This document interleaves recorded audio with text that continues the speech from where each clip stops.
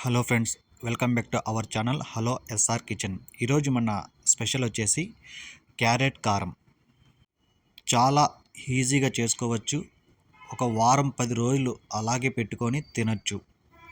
మామూలుగా carrot juice, carrot పాయసం ఇలా చేస్తుంటారు కదా.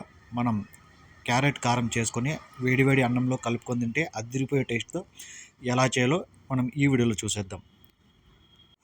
ముందుగా స్టవ్ మీద ఒక పాన్ పెట్టుకొని అందులో ఒక అర్ధ స్పూను మెంతులు, ఒక స్పూను ఆవాలు వేసుకొని దోరగా ఫ్రై చేసుకోవాలి.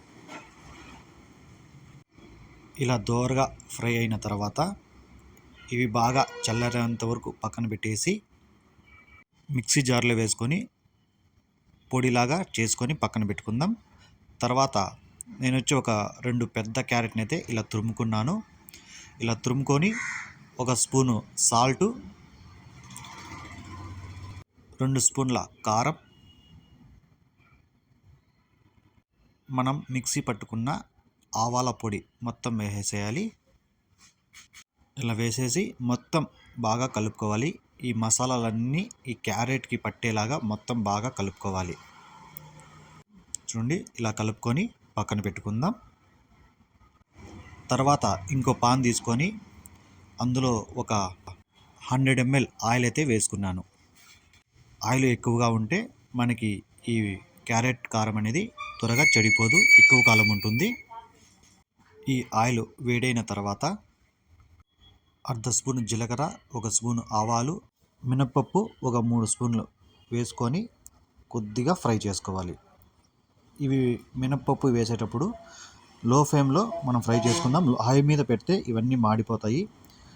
ఇలా లో ఫ్లేమ్ మీద పెట్టుకొని ఈ ఆవాలు ఇవన్నీ చిటపటల ఆడేంత వరకు ఫ్రై చేసుకుందాం.